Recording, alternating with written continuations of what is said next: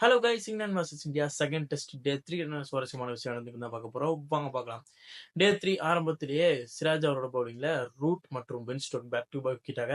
அவ்வளவுதான், இன்னைக்கு வந்து இங்கிலாண்டை சமைச்சிடலாம் அப்படின்னு நினைக்கும் போது தான் வந்தாரு ஆட்ட நாயகன் ஜேமி ஸ்மித்.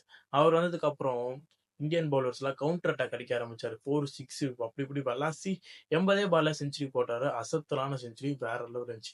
அப்படியே ப்ரூக் வந்து ஸ்டெடியா காமா வந்து அவரும் ஒரு செஞ்சுரி போட ரெண்டு பேருமே அசத்தலான ஆடிட்டு இருந்தாங்க. ரெண்டு பேர்த்தோட பார்ட்னர்ஷிப் 300 ரன் பார்ட்னர்ஷிப். 303க்கு ஒரு வழியா செகண்ட் நியூ பால் எடுத்ததுக்கு அப்புறம் ஆகாஷ் தீப் போல்ட் பண்ணாரு ப்ரூக்க. அந்த விக்கெட் விழுந்ததுக்கு அப்புறம் பட்டு பட்டு பட்டு பட்டுன்னு சரிஞ்சிருச்சு இங்கிலாந்து அணியோட டெய்ல். 407 ரன்னுக்கு ஆல் அவுட் ஆக்கிட்டோம். ஜேமி ஸ்மித் நாட் அவுட்ல இருக்காரு. 184 ரன் அடிச்சு கன்னு மாதிரி நின்னாரு. 150 ஓவர் கீப்பிங் பண்ணிட்டு 184 ரன் அடிச்சு மாஸ் கட்டியிருக்காருங்க. செம்மையான ஒரு ஸ்போர்ட்மேன்ஷிப், செம்மையா இருந்துச்சு அவரோட பேட்டிங் பார்க்கும்போது. அந்த டைம்ல வந்து எந்த டீமா இருந்தாலும் சுருண்டு இருக்கும். பட் இங்கிலாந்து அணி வந்து வேற லெவல்ல ஒரு கவுண்டர் அட்டாக் ஆடி 400 ரன் அடிச்சிருக்காங்க. இப்போ இந்தியா அணி வந்து 180 ரன் லீட்ல வந்து செகண்ட் இன்னிங்ஸை தொடங்கினாங்க. இப்போ வந்து இந்தியா அணி டே 3 முடிவில் 64க்கு ஒரு விக்கெட் ஜெய்சோல் மட்டும் அவுட் ஆயிருக்காப்ல. இப்போ இந்தியா அணி வந்து 244 ரன் லீட்ல இருக்கு.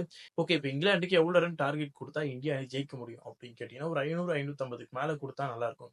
ஏன்னா இங்கிலாந்து அணி பேட்டிங் பார்க்கும்போது 5 விக்கெட் ஆனதுக்கு அப்புறமா ஒரு கவுண்டர் அட்டாக் ஆடி ஒரு 400 ரன் வந்திருக்காங்கன்னா அது வந்து அசால்ட்டா நினைக்க முடியாது. ஃபர்ஸ்ட் இன்னிங்ஸ் மாதிரி செகண்ட் இன்னிங்ஸ் ஆட மாட்டாங்க. ஏற்கனவே பிச்சில் வந்து அந்த அளவுக்கு அசிஸ்ட் இல்லை. பால் வந்து பேட்டுக்கு வருது ஈஸியா. அதனால வந்து ஒரு 500-550 மேல கொடுத்தா நல்லா இருக்கும். ஏற்கனவே இந்தியா அணி இப்போ வந்து 180 ரன் லீட்ல தான் ஆடுறாங்க. இப்போ 244 ரன் லீட்ல இருக்கு.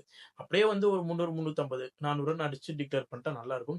எப்படியா இருந்தாலும் இந்தியா அணி வெற்றிக்காக தான் ஆடப்போகுது. இந்த என்னமோ வெற்றி இந்தியாவுக்கு தான் தோணுது. Let's wait and C.